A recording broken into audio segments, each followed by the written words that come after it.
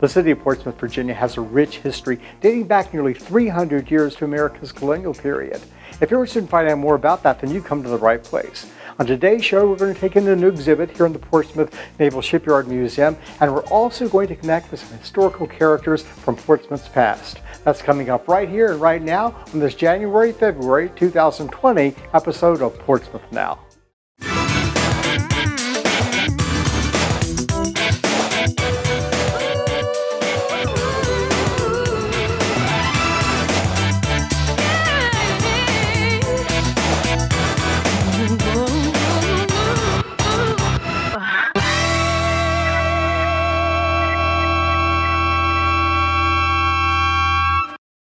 Welcome to this January-February 2020 episode of Portsmouth Now. I'm your host, Rob Lauer.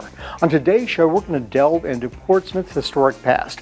But first, let's look at a few events that are being sponsored this month by the Portsmouth Department of Parks, Recreation, and Tourism. I'm joined by Carl Painter, who is the Recreation Superintendent with the Portsmouth Department of Parks, Recreation, and Tourism. Welcome, Carl. Thank you.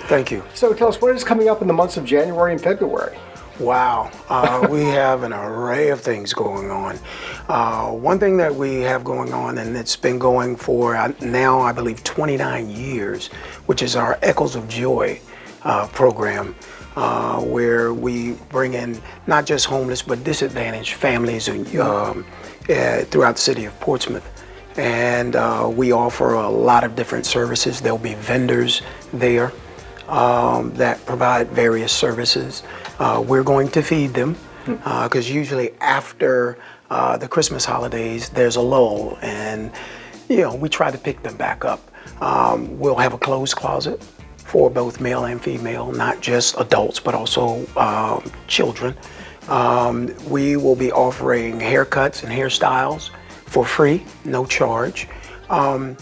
We also will have entertainment as well.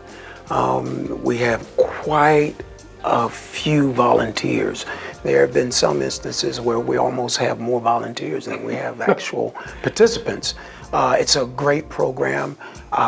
The department loves it, the staff loves it, and all of our vendors and volunteers tend to come back every year, and we sometimes have more than we actually need, which is a good problem. Yeah, that's a good problem to have. Yes.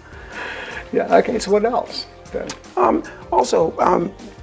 Just moving along to our athletics division. Our athletics division has 3 leagues coming up in January. They start all in January. They're going through their registration process right now. All of registration will stop on December the 16th, which is only a few days away. Right. And then from that point, they'll start play in January. We have the women's, something new, brand new, the Women's Big 3 Basketball League. So that's a 3-on-3 basketball league for women.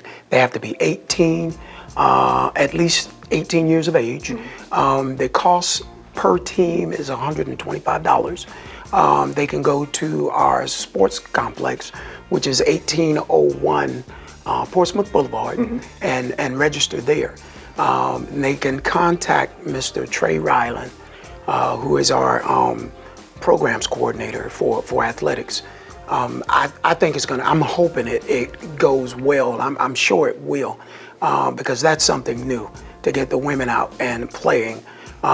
We also have our adult basketball league for our men, and per team it's $400 per team. They will be starting their play on January the 6th. They should start play. The women will start their play on the 7th. They can also go to the sports complex to register. That league goes every year, and it's so exciting sometimes. You have some great play out and great teams. Also, we have our youth basketball league. That's citywide. They're going to play at all of our recreation centers to include our sports complex. The youth, they just have to get a membership card, which costs $10. And that not only gets them in our league, that gives them access to all of our recreation facilities year round. Okay. How many recreation facilities are there now in the city? There are actually 5. Okay. The J. Parker Recreation Center, which is on Turnpike, right off of Turnpike. No. We have the Cavalier Manor Recreation Center, which is on Viking Street. We have the Cratchit Recreation Center, and located in the Cratchit area. It's right next to the middle school. Okay. It's on Allen Road. It's 308 Allen Road. There's also the Neighborhood Facility Recreation Center, which is at 900 Elm Avenue. And we also have the Sports Complex, which is 1801 Portsmouth Boulevard. Okay. Wow. Okay. Great. We have a lot going on. It sounds like I it. hope folks come out, get involved. It's going to be a great thing. Actually, I failed to mention one other thing. Okay. With athletics, they're doing another new thing. They're offering a esports NBA 2K basketball tournament. So those who may not be great actually on the physical court, they can go onto the gaming court and play.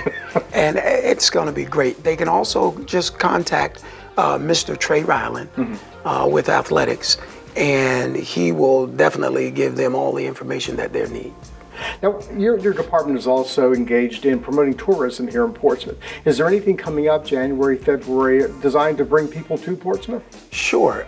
We have Restaurant Week that's coming up in January. It's January the 26th through February the 1st. And we have over 20 restaurants involved in that.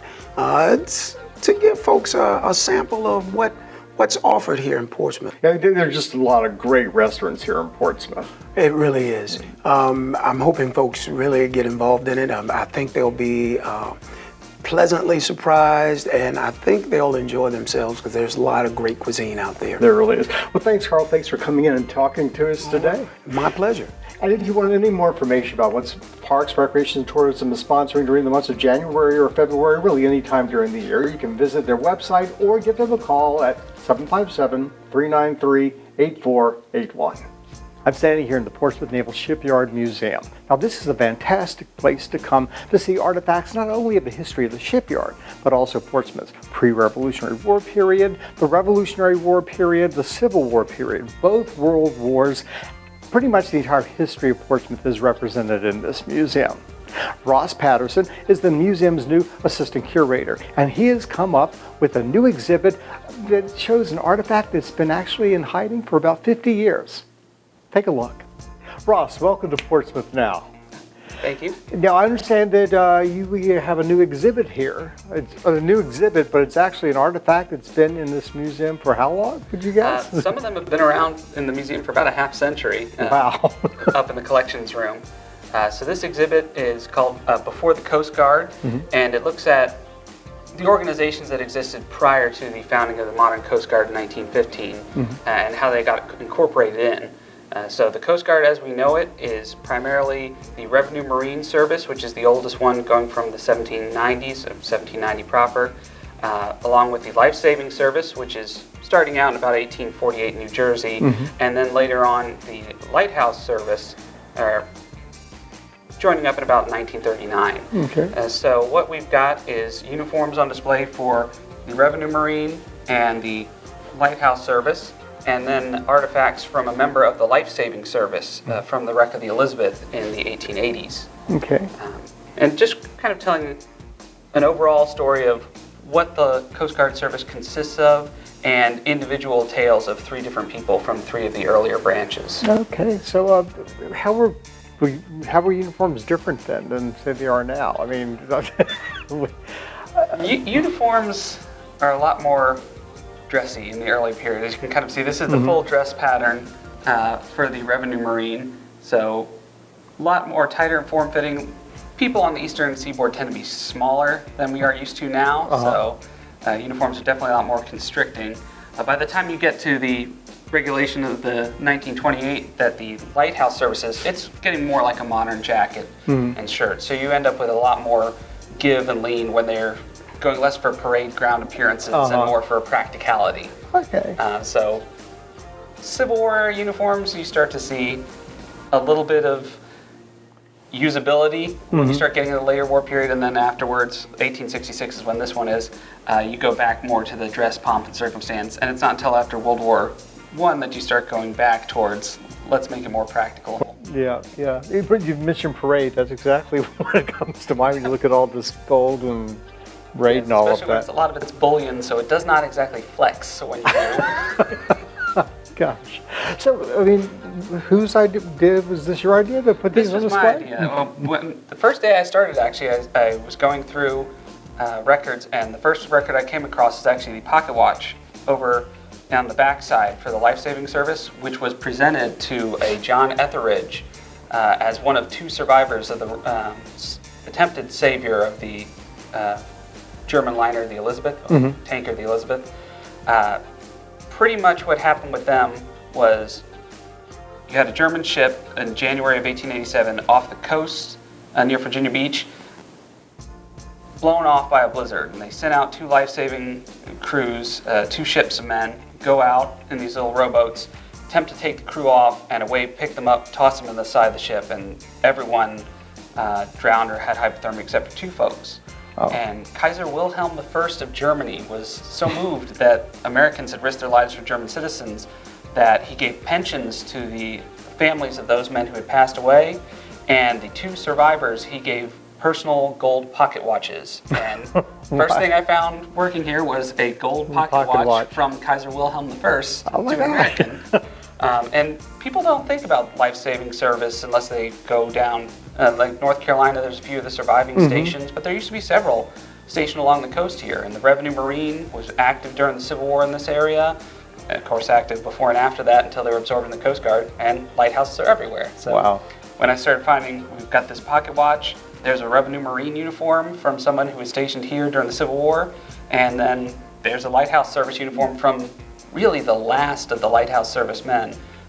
Reynolds, the man whose uniform that is, he joined up in May of '39, and they were absorbed into the Coast Guard in August. Wow. So it always been around lighthouses, always been around this stuff, and when I found we had enough that we could tell the story of all the main branches, you did.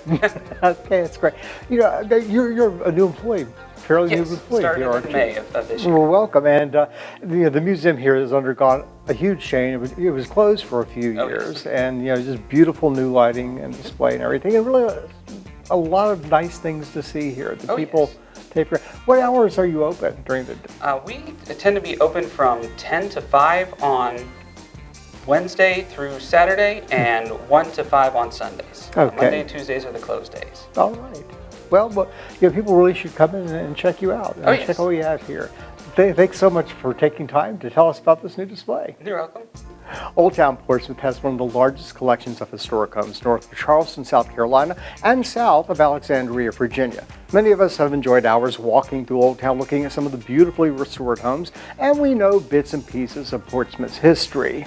Karen Washburn is dedicated to making that history come to life for all of us, and she has started a magnificent project, and we are very pleased to have her on our show today. I'm joined by Karen Washburn of Mary Veale and the Colonials. Now you're probably wondering, what is Mary Veale and the Colonials? And Karen is here to tell us all about it. Welcome, Karen. Thank you so much for having us. Oh, glad to have you here. Now, Mary Veale and the Colonials, when I first heard that, I thought maybe it was like a rock group or something. It's not, though. No. So what are you? Well, we're a troupe of actors who portray real figures in Portsmouth's rich and colorful history. We're not reenactors, we're edutainers. We educate and entertain at the same time. And we try to stick to the history, but different history books tell different versions of the story, and so we choose whatever version seems to make the most sense and fit with our narrative. And of course, then there's the personality of the characters, but there's different clues in history to that too. For example, Andrew Sproul, who founded the Shipyard, he's described as being disheveled and having holes in his socks and always scurrying about. And so even though he was a millionaire by today's standards and a very wealthy and respected man, that gives us a clue that he was more about his work and not so much about the wealth and that sort of thing. He wasn't media savvy then. No, he was not at all, at all. Now his wife, who's one of our newer characters, Catherine Sproul, she managed to marry 3 times. We don't know much about her first marriage, but her last 2 were to wealthy people, people of importance. And the last marriage, after Andrew died, she actually married Sir Francis Douglas, and it says that he was quite a bit younger than she. So we can assume that she was relatively attractive, and that also she had some wiles about her. And so that tells us a little about her character. You know, then Billy Flora. He took a lot of chances as a soldier. He loved being a soldier. That's obvious from history. But he wasn't a mercenary. He had to really believe in the cause, and so if he believed in the cause, he would take these extraordinary risks. And then James Lafayette, James Armistead Lafayette. He was a double agent, a spy. During the Revolution. And played a pretty big part in the actual conclusion, what happened at Yorktown, He absolutely did. He got the plans to George Washington. Wow. And he and the Marquis de Lafayette became very close. And so that tells us a lot about his character too. He must have been very intelligent because he was asked by not one but both sides to be a spy. He was very cunning, but he also, you know, it tells you that he really believed in the cause, because otherwise he and the Marquis would not have been friends, because the Marquis put everything into a cause that he believed in. And so that tells us a little about James as well. You know, all this history is fascinating, and probably 2 out of every 100 people in Portsmouth know anything about it. Even though we have so much of the old buildings and all have been restored, but luckily because we were on the wrong side of 2 major wars. The British didn't burn us, and the Union captured us, so we weren't destroyed during the Civil War. But this history, I know Ricky Price for years was Colonel Crawford, and he gave tours. And since his passing, you really have stepped in to take up that mantle and to really introduce people to the history and to the people that made Portsmouth history. Well, most people probably don't realize, but I've been playing Mary Veale for probably 15 years because I used to work with Ricky. Yeah. And so I have to give him, you know, all the credit for really establishing things here as far as living history in Portsmouth. And I think folks we're often asked, are you here to replace the Colonel? And I'll say, no, the Colonel can never be replaced. You know, no, we're just here to kind of build on what he started as a one-man show. Right. And I always tell people, yes, he was the one-man show. It's taking us a whole troupe of actors to do it, to fill his shoes. Exactly. Wow. Exactly. So so how often are tours given? Do people visit a website? Do they call a number? Do they tell us what sort of tours you have available? Well, our website is portsmouthlivinghistory.com, so that's easy to remember. And we actually have, we've been doing, we call it History and Homes Walk. And it's about an hour's walk, and we use the homes as a backdrop and tell histories, but history of the homes and stories about the homes, but we also sing songs and we tell word origins, and like I said, we try to make it more interesting. Our costumes, for example, are not, they're reminiscent of the period, but they're more colorful, you know, they're more eye-catching. You know, we use dialects. There's no recordings from back then. We don't know how those people spoke. Right. But in our day and time, it gives people an idea of where the character was from. So we do all that to enhance the walk, and we also have another walk, another version of that walk that's for students, because a lot of the tunes that we sing on our regular walk are bawdy and probably not appropriate for that setting. And also we want to, especially if it's elementary school or something, we want to be able to speak to their level. And so we're just starting those. We're just starting to get people interested in those. So really you're tailoring each of these tours basically to the age group and to the demographic that you're playing with. Absolutely. So they're more adult tours, and then there are youth tours and children's tours. And even on the adult tours, people bring children sometimes. Right. But the great thing about Bawdy Tunes is they get the point across without any foul language, and most of it goes over completely over their heads. It goes over their heads. They don't understand sometimes what we're even talking about. So that makes it good. And we have another walk that we've been working on for some time that we're going to launch in the end of January, beginning of February, and that's our African American History Walk. Great.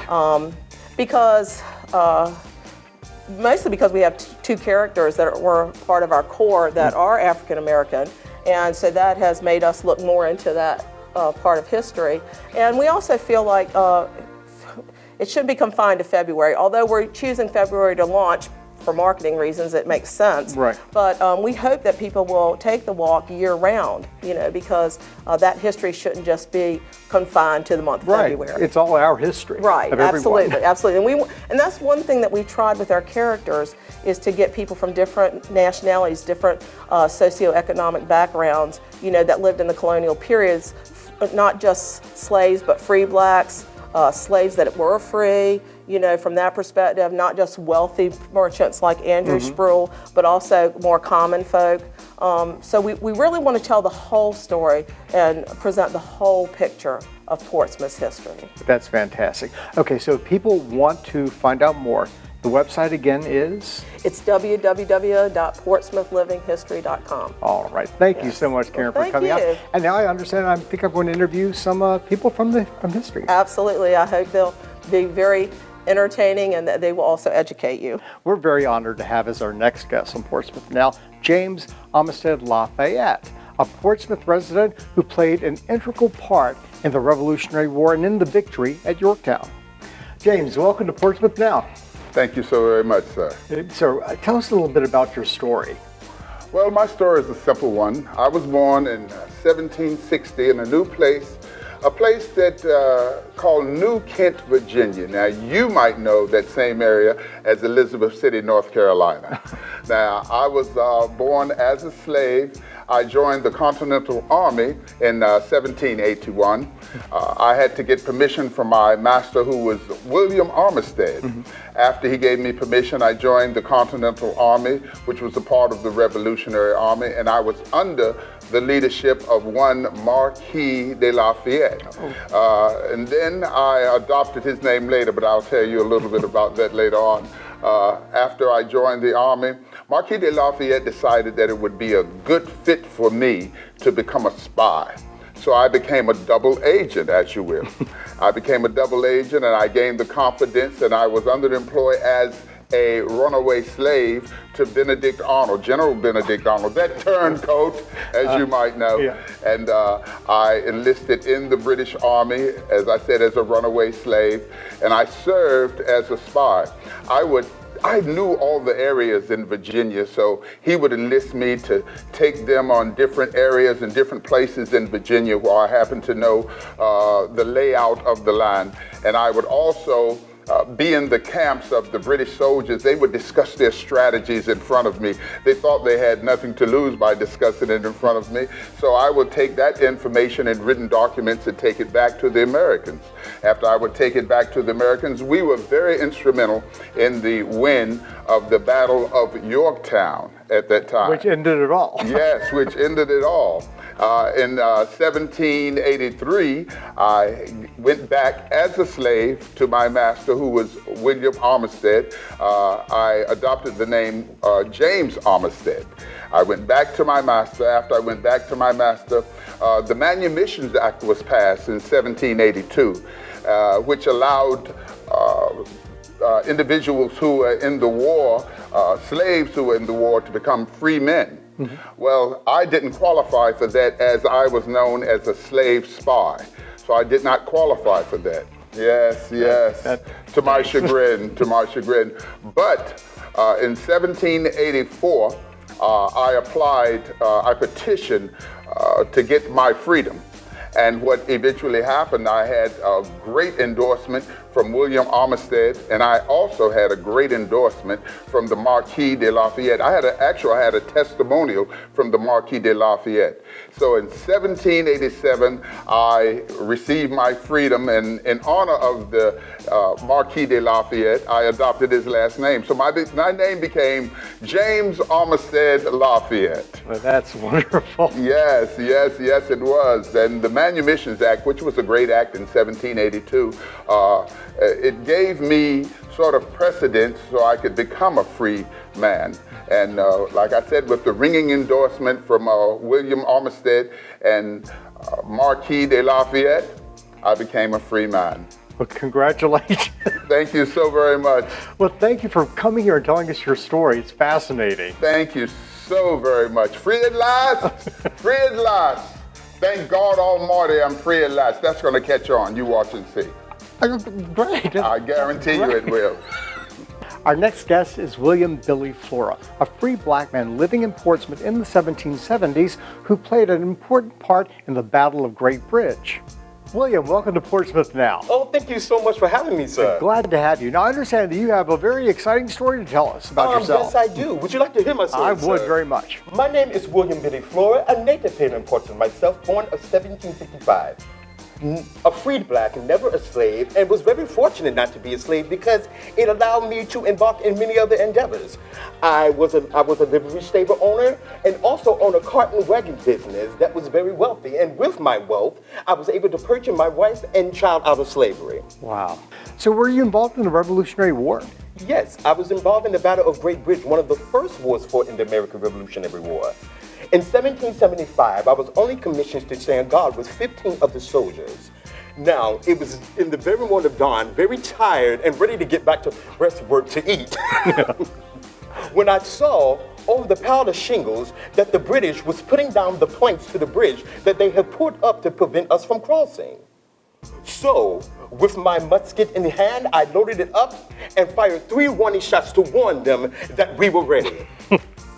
Heavily under fire, the rest of my platoon retreated back to our breastwork to warn the others, but not me. I withstood a whole platoon of British soldiers on my own.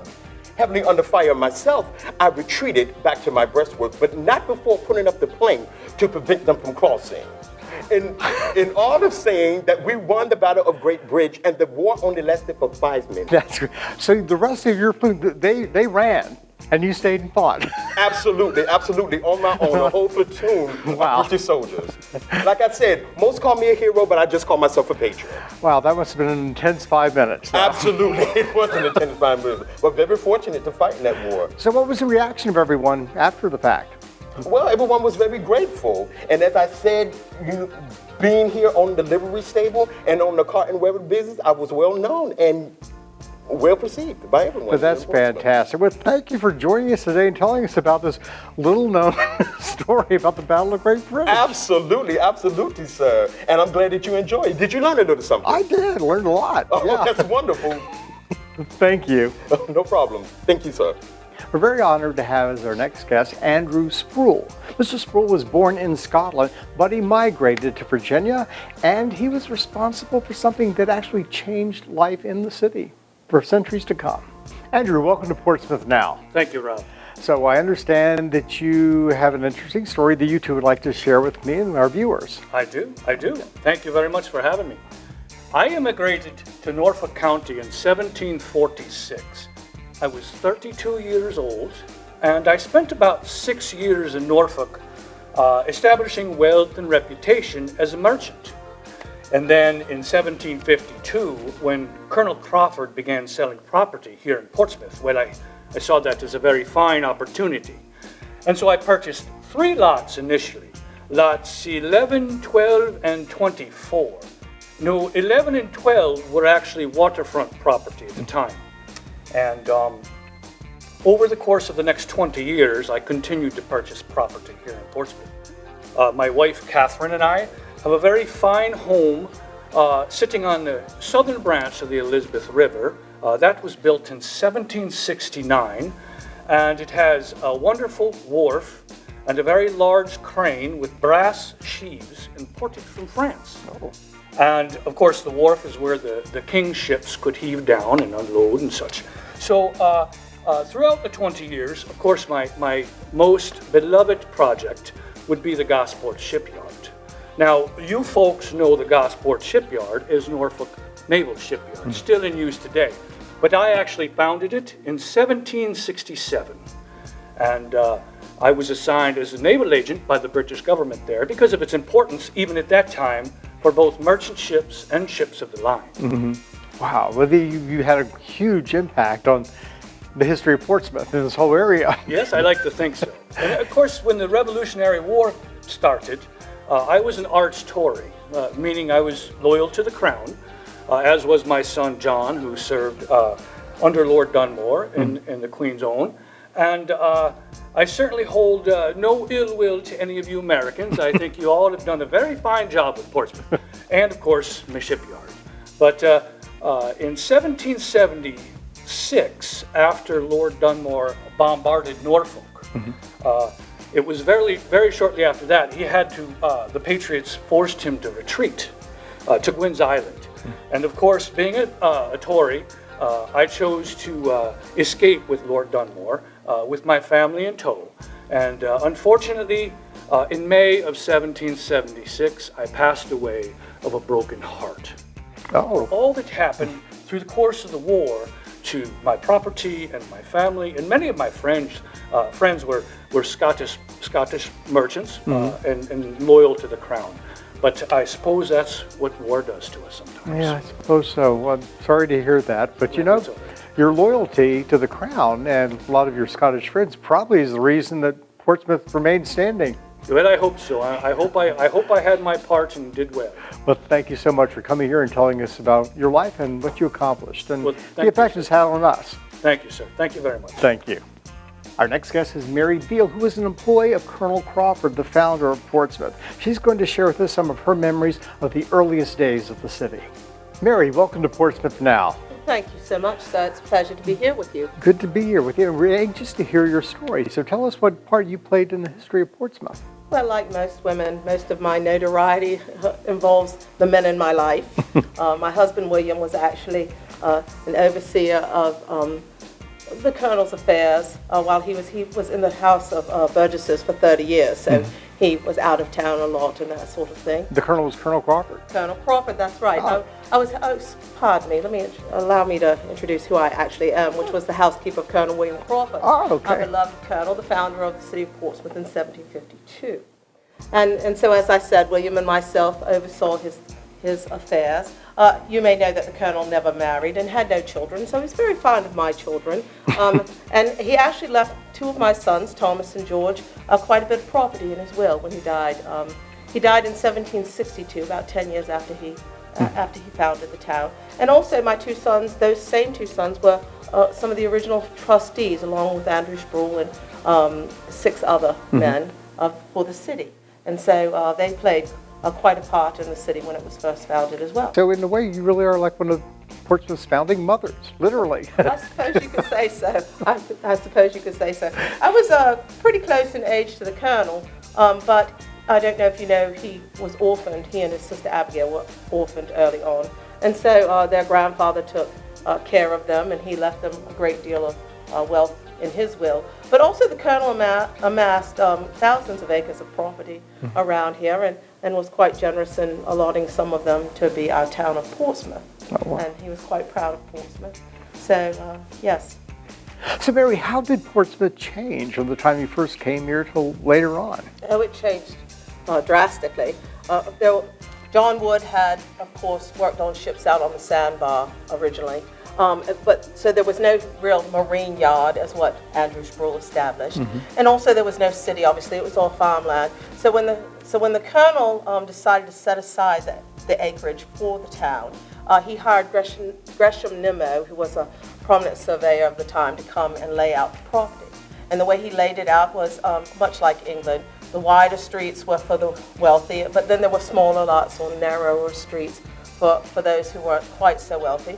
And actually he was quite a visionary in that High Street was probably one of the widest streets in colonial America. They didn't waste land. Land was the most valuable thing you could have, and so they didn't waste it on roads. But of course High Street went straight to the water, and he saw the value in having the road that wide and that sort of thing. And of course folks came and purchased lots, and it was quite exciting to see the town grow. Wow, well, thank you so much for coming here and really giving us that glimpse into the first days of Portsmouth. Well, thank you for having me. I certainly appreciate it. February has been designated as Black History Month. In honor of the month, the City of Portsmouth Museums are hosting a variety of programs and activities focused on Black history. Here's Corey Staton from the Children's Museum of Virginia to tell us about some of those events and programs. Corey, welcome to Portsmouth Now. Thanks for having me. Now, I understand that the Children's Museum, the Portsmouth Museums have a number of events coming up for Black History Month. Could you tell us about some of those? Sure, we got a lot of great things going on for the city of Portsmouth for our African American Heritage Series. It's actually called Black History Now, celebrating today's change makers. And for this year, 2020, we got a lot of great things coming up. We always start our series on the Saturday right before the honoring of Dr. Martin Luther King Jr.'s birthday. And this year we're starting off on Saturday, January 18th. That's going to be with When I Grow Up. It's a When I Grow Up Career Day, where children and their parents get to come and they can learn to think outside of the box about career choices. We got some great individuals coming out. We have the Portsmouth Police Department coming out. We have the NASCAR Drive for Diversity team, the pit coach, Mr. Phil Horton. He's going to come and talk about his experiences as an African American pit chief for the NASCAR circuit. We're going to have a Greg's Mobile Barber. Everybody needs a haircut, but he's got a unique twist on it. And then we have a hairstylist, a celebrity hairstylist that's coming all the way from New York. Her name is Portia Waldo. So that's how we kick our weekend off, but it moves forward through the month of February. Every Saturday at the Portsmouth Art and Cultural Center, we have something different going on for our more our older crowd. So we start off that first weekend with the women on the war front. And it's the real life Dora Milaje. So we're going to compare some African American women, African women throughout history who actually had an impact in different military conflicts. Just like for those of you that saw the Black Panther movie, the Women Warriors of Wakanda, how they had an impact on their military. The following weekend, which is the second Saturday in February, we have descendants of Moses Grandy. Moses Grandy Trail out in Chesapeake was named after this enslaved African that was alive during the mid-1800s. One of his descendants is going to come and talk about Moses' financial fight for freedom and how he used industry and thrift to save money, but unfortunately had to purchase his freedom 3 times after being duped by 3 different masters, until a kind man in Deep Creek named Mr. Minard came and helped him secure his freedom financially. The following weekend is one that, the 22nd, we're going to have a sidewalk parade and with the African American Historical Society here at Portsmouth on the 15th. But on the 22nd at the Portsmouth Art and Cultural Center, we also are going to have Java and Djembes. You like coffee, right? Oh, yeah. I love coffee. Yep. So you're going to come, not only are you going to get to experience 3 different coffees from across the different regions of Africa, you'll also meet Mr. Maestro Kemaruri Kelly, who was declared a member of the master drummer that's known from Guinea, West Africa, named Mama Educator. He's going to come and teach some djembe rhythms, the hand drums, the percussion of West Africa, and that'll parlay into a performance at the Churchland Branch Library later on that afternoon. And then we wrap it up with Jamming at the Juke Joint, where Robert Giles and God's Finest in Gospel, Blues, and Jazz, that band is going to come and take us down a historical journey through music after hours for adults at the Portsmouth Art and Cultural Center. And we're going to learn how gospel music, or the songs of the plantations, gave rise to blues, jazz, rock and roll, soul, country western music, and even art today's R&B and hip hop. So it's a fun journey that's going to happen. Lots of different activities going on at the Children's Museum, at the Portsmouth Community Library Museum, and also at the Portsmouth Art and Cultural Center in our public libraries. That sounds fantastic. Thanks so much for coming and telling us about it, Corey. Thank you. That's it for our show today. If you'd like to find out more information about any events taking place in Portsmouth during the months of January and February, simply log on to www.portsmouthevents.com and then come to Portsmouth, where if you give us a day, we'll give you a vacation. I'm Rob Lauer. Join me next time for another episode of Portsmouth Now.